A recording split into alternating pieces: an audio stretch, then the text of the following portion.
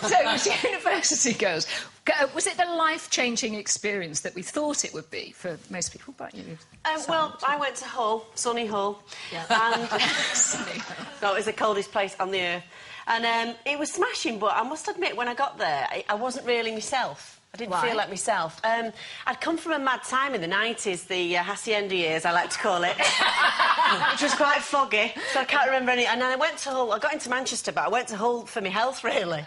So I thought I wanted to be... I couldn't carry that lifestyle on anymore. God knows how I got my A-levels, still no idea. And it was... so it was very quiet, and it was a funny old place, because I was sort of very northern and very working class, which is great, I think. Well, you'd imagine Hull to be the same. Yes, Hull is, but it's funny, the universities are full of the poshest people I've ever met in my life. Is it? Yeah, unbelievably so. And they all think everything's terribly quaint and wonderful. It's all great. And so I didn't really know what to say. I didn't get into me sort of my stride until the second year, and then it was brilliant because I was asked to like big Oxford balls, and you sat next to Michael Heseltine, going, "Yes, I'm," and they're all going, "Oh, he's the comedy Northerner," and she's wonderful. You know, so it was great for me. But you know, it was fantastic meeting a different class of person. It opened my mind to everything. I remember meeting this guy from Belgium, and he was part of the royal family. Belgium, really? And he ended up in Hull. In Hull, yeah. And he had this computer, and it was like one you could put on your lap in '92, and we were all going, "Oh, that'll never catch on." A laptop? No one's ever going to have any of them.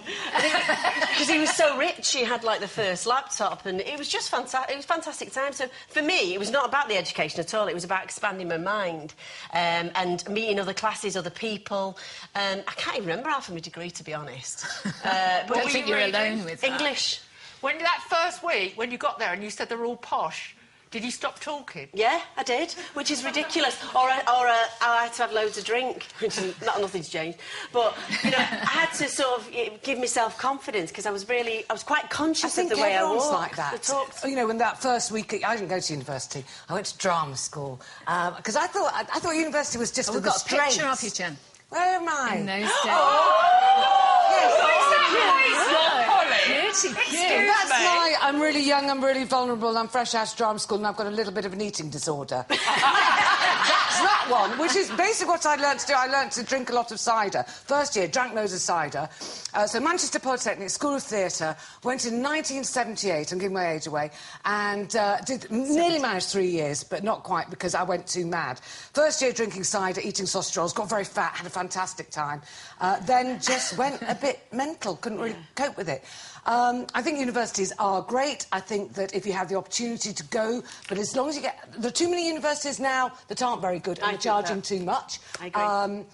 My daughter, the thing I remember about her Freshers' Week, she went to Oxford and for some reason they celebrated with a foam party. She phoned me up and said, "I hate this place, I hate it, I hate it, I'm allergic to it, I hate it so much, I'm allergic to it." Foam party, allergy, absolute contact urticaria all over for a month. I remember going to college. I studied architecture, and I was the first person at my school that ever studied architecture. And in those days, back in the 60s, nobody, really, women, just did not study. Working class women just never studied anything Janet, like... first person to look like this, I think, in an architecture degree. That's me in my first year at college, wearing a kind of fur coat I got down a jumble sale, and the glasses, Well, the best thing about... I studied really hard, then I did an entrance exam, and I went to the Architectural Association in London, which was like university status and one of the top schools in the world. It was really prestigious, and I'm so thrilled that I went there. I sat the entrance exam, and I got in, and then day one, I was absolutely... I know it's hard for everybody to believe, but I was absolutely quaking. I had no confidence whatsoever. And I went into this great big room, and I looked around, and there were 95 boys and 5 girls.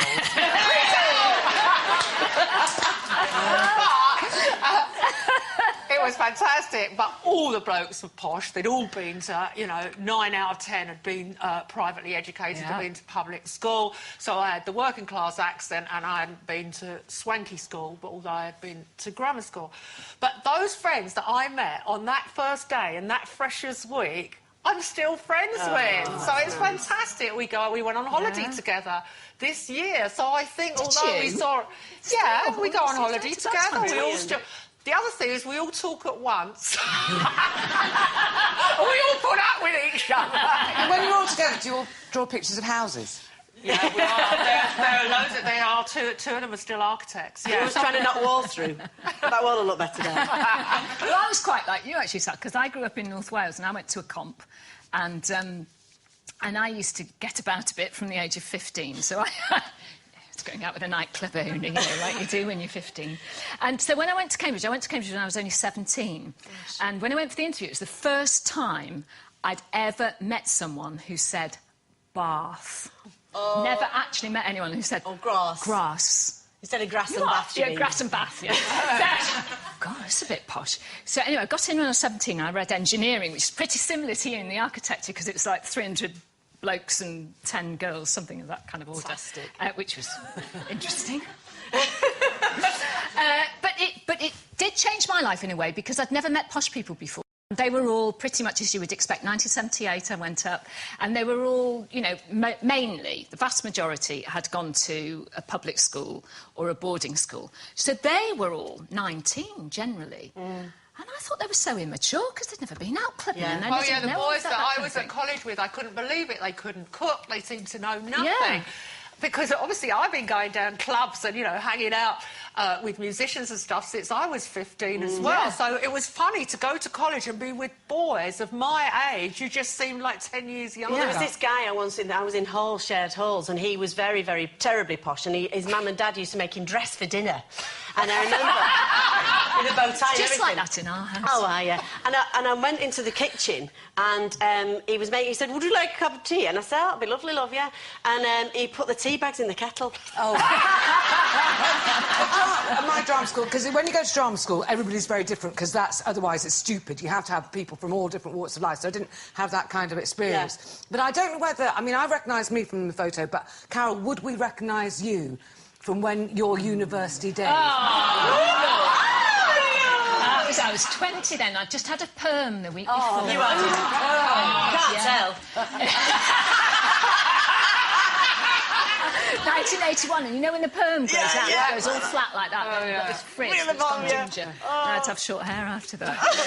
But life-changing. Mine was life-changing because I met one of my best friends, who is still a good friend of mine, who I met there. A girlfriend called Kumu, and I met my husband, father of my 2 children, at her wedding when I was bridesmaid at her wedding, so that was fantastic.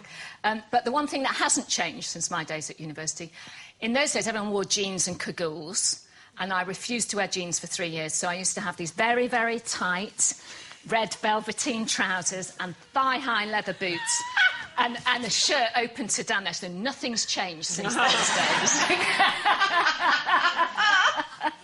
But it was fantastic. Yeah. And obviously we wish everybody who's going off to uni in the next couple of weeks all the very best, particularly my daughter, who is going to behave. So she said. We want to know what